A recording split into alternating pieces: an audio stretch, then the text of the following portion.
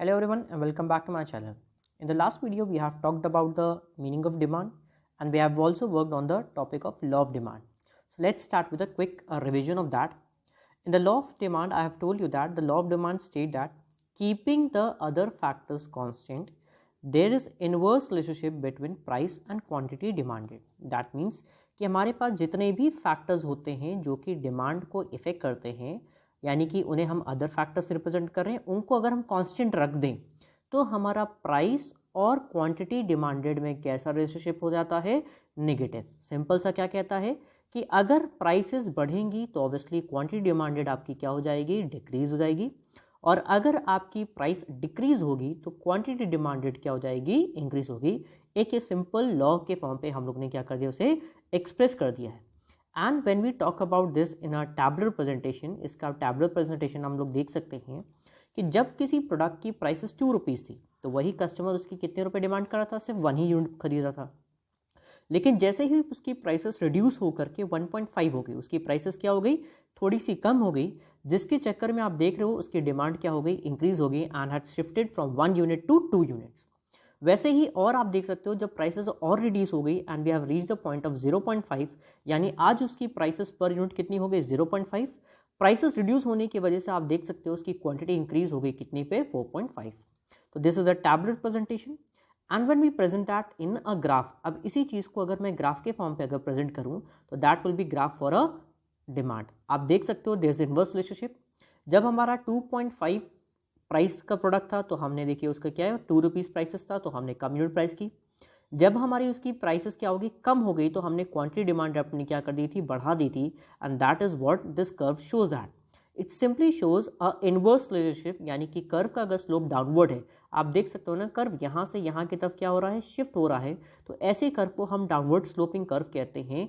And that has a negative slope, यानी किसको represent कर रहा है, नेगेटिव रिलेशनशिप को रिप्रेजेंट कर रहा है, किसके बीच में, between price and demand. That means if price increases quantity demanded will be low and if price decreases quantity demanded will be high or positive. That what the law of demand says. अब हम work करते हैं थोड़े और other aspect पे, that is the basic assumption of law of demand.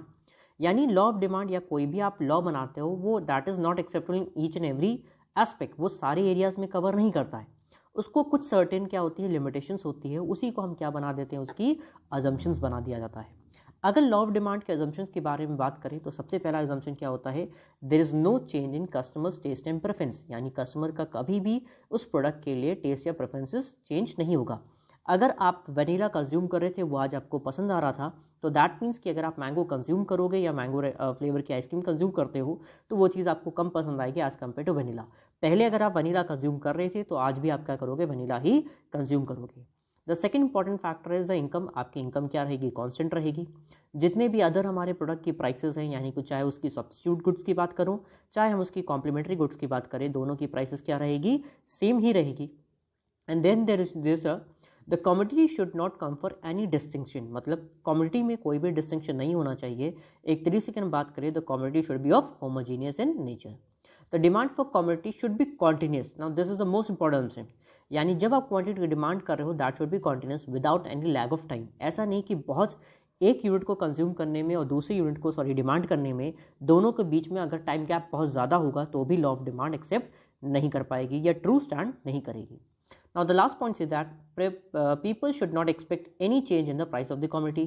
जो future expectation of the price है that should also remain constant। जैसे कि मैंने आपको बोला था, law of demand खुद भी यही कहता है, कीपिंग द अदर फैक्टर्स, वो क्या कहता है, keeping the other factors constant. तो वही चीज़ उसकी हमने क्या बना ली है, अजम्पशन, और उन्हीं अजम्पशंस को हमने यहाँ पे क्या कर रखा है, पॉइंट्स पे नोट डाउन कर दिया है। Now let's talk about why the slope of demand curve is downward. ये एक मोस्ट इंपॉर्टेंट क्वेश्चन है जो आपके पेपर में पूछा जाता है और आगे भी पूछा जाएगा। अब इसमें ये क्या कह रहा है, सिंपल सा, कि डिमांड कर्व का स्लोप हमारा डाउनवर्ड क्यों होता है। आप लोग को पता ही है कि अगर हम डिमांड कर्व के स्लोप की बात करें तो वो स्लोप कुछ इस तरीके से होता है जिसमें प्राइसेस इस साइड होती है और डिमांड इस साइड। तो आप नोटिस करोगे जब प्राइस ज़्यादा है तो क्वांटिटी डिमांडेड कम है, बट ऐसा क्यों होता है। सबसे पहला and the most important factor is law of diminishing marginal utility. अगर कोई आपसे ये पूछता है why the slope of downward demand curve is downward, तो आप सबसे पहला रीजन जो बताओगे वो क्या बताना चाहिए, that is law of diminishing marginal utility. अब लॉ ऑफ डिमिनिशिंग मार्जिनलिटी ये कहता है कि किसी भी यूनिट को अगर आप बहुत ज़्यादा कंज्यूम कर लेते हो तो उससे मिलने वाला सेटिस्फैक्शन क्या हो जाता है, कम हो जाता है। अगर इसे हम सिंपल टर्म से कहा जाए तो किसी चीज़ को आप रेगुलरली कंज्यूम करो, बहुत ज़्यादा हैबिट में आ जाता है, तो आप लोग कहते नहीं उससे मन भर गया, अब वो चीज़ नहीं चाहिए। तो वही चीज़ होता है कि हाँ, यही चीज़ हमारा डिमांड के केस में भी अप्लाई होता है।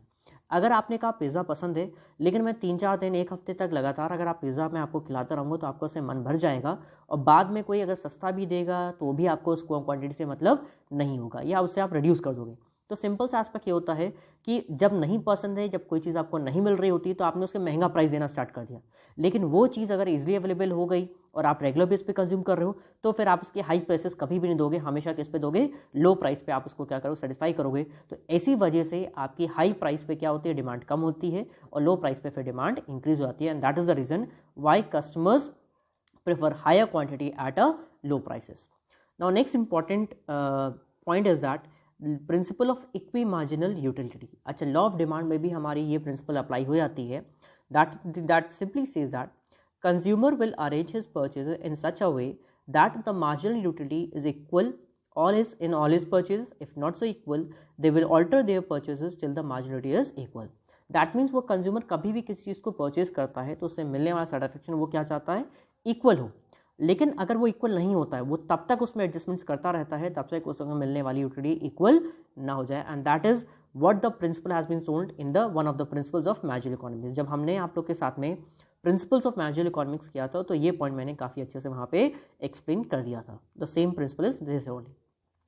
Now next important point is the income effect. Income effect ये कहता है कि when the price of the commodity falls, किसी भी चीज़ की अगर प्राइस कम हो जाती है तो हम भले कह रहे हैं कि हमारी एक्चुअल इनकम होती है वो रिसीव, वो हम कहते हैं कॉन्स्टेंट होती है, बट रियल जो इनकम हो जाती है वो हमारी क्या होती है, इंक्रीज हो जाती है। ऐसे समझिए, मैं मान लेटर से कि मैं आज 100 रुपये कमा रहा हूँ और किसी भी प्रोडक्ट को मैं 50 पे क्या करता था, परचेज करता था 1 यूनिट। एक्चुअली में अगर हम बात करें तो मैं अपनी इनकम के बाद से बात करूँ तो यानी कि जब 50 रुपये का सिंगल प्रोडक्ट है तो मैं अपनी इनकम के अकॉर्डिंग उसे सिर्फ कितने यूनिट्स परचेज कर पाऊंगा, 2 ही यूनिट्स तो परचेज कर पाऊंगा, क्योंकि मेरे पास कितने रुपए, 100 रुपये, और वो प्रोडक्ट कितने का है, 50, तो 2 यूनिट्स हम खरीद सकते हैं। मान लेते हैं इस पर डिस्काउंट आ गया और ये 50 के बजाय कितने का हो गया, 25 का हो गया। अब मैं उसी इनकम से कितने यूनिट्स को परचेज कर लूँगा, 4 यूनिट्स को परचेज कर लूँगा। तो आपने भी नोटिस किया जैसे ही प्राइसेस डिक्रीज हो गई उसकी क्वांटिटी क्या हो गई, बढ़ गई।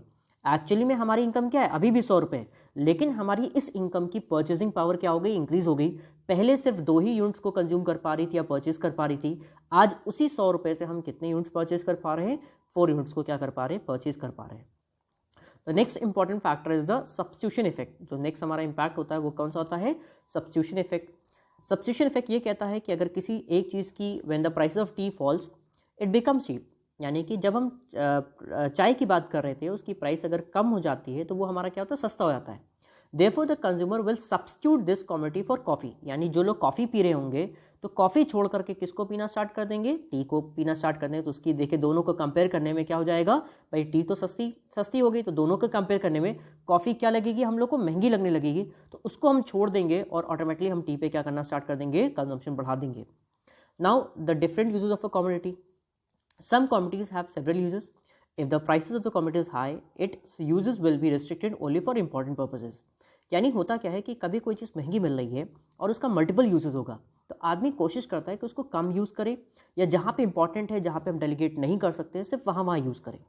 बट जब सस्ता हो जाता है तो आदमी उसको ऐसी जगह भी यूज़ करता है जहाँ बहुत इंपॉर्टेंट नहीं हो, लेकिन हम उसे धीरे धीरे करके हमारी जगह क्या कर सकते हैं, एडजस्ट कर सकते हैं। तो that is also important aspect for this case. Now 6 factors, psychology of the people. The psychology of people buy more of the commodity when its price fall. एक सिंपल साइकोलॉजी होती है कि कोई प्रोडक्ट अगर सस्ता हो जाता है तो हम लोग उसको क्या कर लेते हैं, ज़्यादा यूनिट्स को परचेज कर लेते हैं। लेट अस से कि हमने कहा मुझे एक जीन्स परचेज करना था 1000 रुपये की, मैं शॉप पे गया, मैं वहाँ पे गया, जब मुझे पता चला कि हाँ जीन्स 500 रुपीज़ की हो गई है, तो ऑब्वियसली मैं क्या करूँगा, 2 यूनिट्स को परचेज कर लूँगा। क्यों, क्योंकि जीन्स सस्ती हो गई, भले काम मेरा एक का था, लेकिन जब सस्ती हो गई है तो ऑटोमेटिकली मैं इसको क्या करूँगा, 2 यूनिट्स को परचेज कर लूँगा। And that is simple the psychology of the people. And the last factor is tendency of human beings to satisfy unsatisfied wants. तो नॉर्मली एक टेंडेंसी होती है ह्यूमन बींग्स में कि उनकी वांट्स को क्या करना, जितने भी वांट्स है जो सेटिस्फाई नहीं हो पाई उनको हम क्या करें, दे करके सेटिस्फाई कर रहे हैं। इस चक्कर में ये टोटल 7 रीजन के चक्कर में जो हमारा डिमांड कर्व का स्लोप होता है that is downward sloping from left to right, ये हमेशा ऐसा ही होता है। Now the most important aspect is the exceptions of law of demand. अब exceptions of law of demand का मतलब क्या है? क्या ये रूल सब जगह एप्लीकेबल होता है? नहीं, इसके कुछ एक्सेप्शंस होते हैं जहाँ पे आपका डिमांड का कर्व डाउनवर्ड स्लोपिंग के बजाय क्या हो जाता है?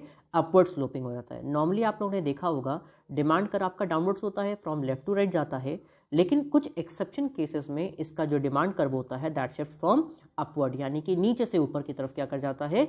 शिफ्ट कर जाता है। और वो सारे पॉइंट्स क्या है मैं आप लोगों के साथ में डिस्कस करता हूँ। सबसे पहला फैक्टर है the given paradox. The given goods are inferior goods is an exception to the law of demand when the price of inferior goods false. एक जब हम गिवन गुड्स का मतलब क्या होता है? इंफीरियर गुड्स, जो सस्ते गुड्स होते हैं उनको हम इंफीरियर गुड्स कहते हैं। The poor will buy less and vice versa. When the price of maize fall, the poor will not buy it more, but they are willing to spend more on superior goods than on maize. Thus, fall in price will result into reduction in quantity, and this paradox is explained by Sir Robert Giffen. इसी चक्कर में से हम लोग क्या कहते हैं? Giffen paradox कहते हैं। गिवन पैराडॉक्स सिंपल से कहता है कि जब किसी भी सस्ती गुड्स की प्राइसेस गिर जाती है तो पुअर ऐसा नहीं कि उसकी ज़्यादा क्वांटिटी को परचेज करे, क्योंकि वो आदमी मजबूरी में खा रहा था, तो ऐसे केस में अगर वो प्राइस सस्ती हो गई तो उसकी ज़्यादा यूनिट्स को नहीं खरीद करके उसकी यूनिट को क्या कर देगा? कम कर देगा। क्यों? क्योंकि आदमी क्या करता है कि थोड़ा बहुत क्या कोशिश करता है कि हम अच्छी क्वालिटी की यूनिट्स को क्या करें? परचेज करें। That is what the given paradox says.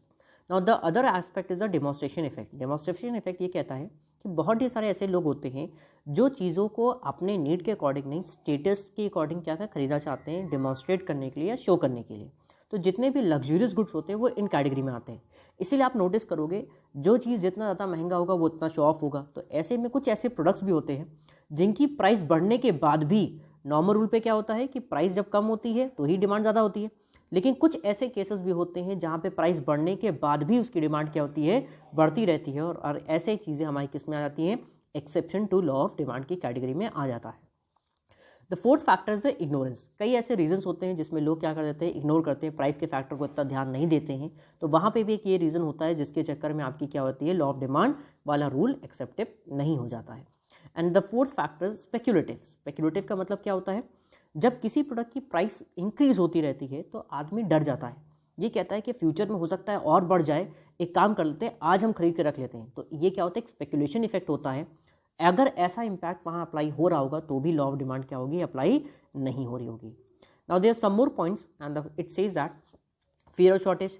अगर मान लेते कोई प्रोडक्ट महंगा भी है तो आदमी को क्या लगता है? भाई हो सकता है अर्जेंसी हो गई, वॉर पीरियड चल रहा है, या हमारे पास हड़ताल वगैरह हो गई है। तो ऐसे केस में आपको क्या है? प्रोडक्ट महंगा मिलता है, महंगा मिलेगा लेकिन फिर भी लोग खरीदने को तैयार होंगे, ज़्यादा खरीदेंगे। क्यों? क्योंकि उनको पता है कल को मिले या ना मिले, इट्स बेटर क्या आज महंगा ही क्या कर लो? खरीद लो। बहुत सारी जो नेसेसरी आइटम्स होते हैं क्योंकि आप उसे अवॉइड नहीं कर सकते, रेडे से आपका आलू हो गया, प्याज हो गया, आटा हो गया, आदमी ये खाएगा ही खाएगा। तो ऐसे केस में अगर प्राइस बढ़ती भी है तो भी उसकी डिमांड क्या होगी? बहुत ज़्यादा कम नहीं होगी। Next factor the brand loyalty. कई सारे से प्रोडक्ट्स होते हैं जिनको आदमी वो चीज़ पसंद आती ही आती है, आप कितना भी कर लो, कितना भी क्या कर लो, लोग उसमें क्विट नहीं करते हैं। और ऐसी ब्रांड लॉयल्टी की वजह से लोग क्या करते हैं? प्राइसेस हाई होने के बाद भी उसकी यूनिट को कंज्यूम करते रहते हैं। And the last factor is the festival of marriage extra. कई सारे ऐसे रीजंस होते हैं जहाँ पे आप मैरिज वगैरह के चक्कर में लोग क्या करते हैं? प्राइसेस हाई होती है फिर भी उसकी डिमांड क्या रहती है? हाई रहती है, और आप उस पर कुछ भी वर्क नहीं कर सकते, या we can say that law of demand does not apply in these cases. So that's all I want to discuss with you.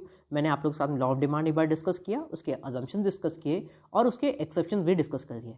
अगर आपसे एक्सेप्शन का कर्व बनाने के लिए कहता है तो I have told you that this curve will be upward sloping from left to right. तो आपने देखा कैसे लेफ्ट टू राइट में जब प्राइसेस इतनी थी यानी कि ओपी लेवल की थी तो हम ओक्यू लेवल की क्वांटिटी को डिमांड कर रहे थे। प्राइसेस बढ़ गई, कहाँ से बढ़ गई? पी से P1 भी बढ़ गई। उसके बाद भी आप नोटिस करोगे क्वांटिटी क्या हो गई? देखिए प्राइसेस बढ़ी फिर भी हमारी क्वांटिटी क्या हो गई? इंक्रीज हो गई। And that is what the exception law of demand says. तो यानी यहाँ पे रिलेशनशिप कैसा हो जाता है? पॉजिटिव रिलेशनशिप होता है between price and the demand. बस आपको ये इतनी बातें ध्यान रखनी है and I am pretty much sure कि आपको लॉ ऑफ डिमांड के बेसिक्स आपको क्या हो गए होंगे? क्लियर होंगे। सो that's all for the day. Thank you everyone.